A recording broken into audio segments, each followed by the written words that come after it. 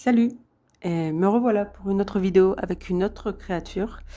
Il y a pas grand-chose qui change, c'est toujours plus ou moins le même process, sauf que cette fois-ci, c'est avec ma voix que je parle. Bon, c'est tout le temps avec ma voix que je parle, mais ce que je veux dire par là, c'est que je n'utilise pas une IA pour enregistrer cette vidéo. Et c'est un petit peu difficile pour moi, alors désolée pour les gafouillages et désolée pour cette voix horrible. Je vais juste mettre en pause ma progression, puisque j'ai quelques petites choses à expliquer.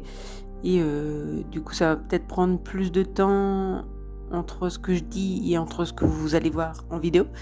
Donc, en fait, pour cette créature-là, c'est une créature que j'avais déjà pensée il y a très longtemps, que j'ai dessinée il y a très longtemps, et où mes dessins n'étaient pas si parfaits. Et où aussi, je gravais pas les vidéos. Donc, du coup, vous n'aurez pas tout le process, une partie. En fait, vous aurez toute la partie où je fais l'illustration de mon dessin final.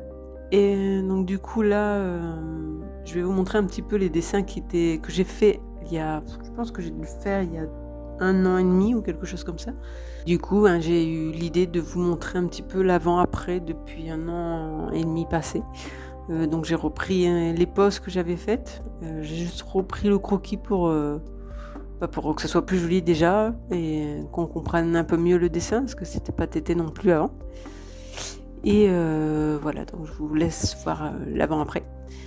Et donc du coup, je montre aussi un petit peu comment j'avais procédé aussi à cette époque. Donc là, vous pouvez voir la première partie, c'est tous les 10 premiers croquis, parce qu'avant je me forçais à faire au moins minimum 10 croquis, enfin une dizaine de croquis.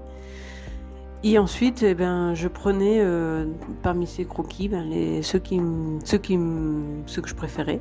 Et ensuite, je les retravaillais encore une fois. Donc je me forçais à retravailler minimum 3. Et pour affiner petit à petit comme ça en avançant vers la créature finale. Donc voici cette magnifique grosse vache. Donc j'espère que ça va vous plaire et du coup elle a bien sûr toute une histoire derrière. Je me tâte à faire une vidéo qui va expliquer un petit peu toutes les idées que j'ai eues par rapport à cette créature et à celles précédentes que j'ai fait dans les autres vidéos. Donc à voir si j'ai le courage, mais surtout si j'ai pas trop peur de re-enregistrer ma voix parce que j'ai vraiment horreur de ça. Donc on verra bien, l'avenir nous le dira.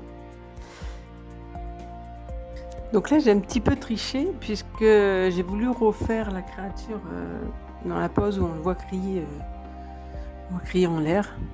Et en fait comme j'ai vraiment galéré et que comme ce projet était déjà fait depuis longtemps et que j'étais plus vraiment dedans, j'ai juste repris exactement la même pose pour faire mon illustration finale. J'ai pas voulu reprendre une autre pose différente.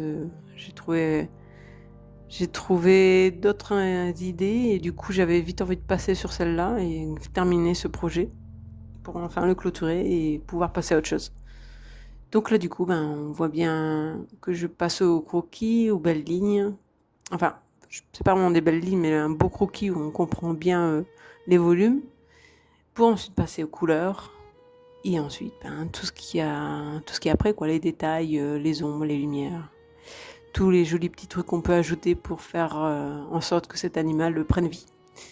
Donc du coup, c'est à ce moment que je vais arrêter de parler, enfin, et où je vous laisse du coup en time-lapse ma vidéo et mon process.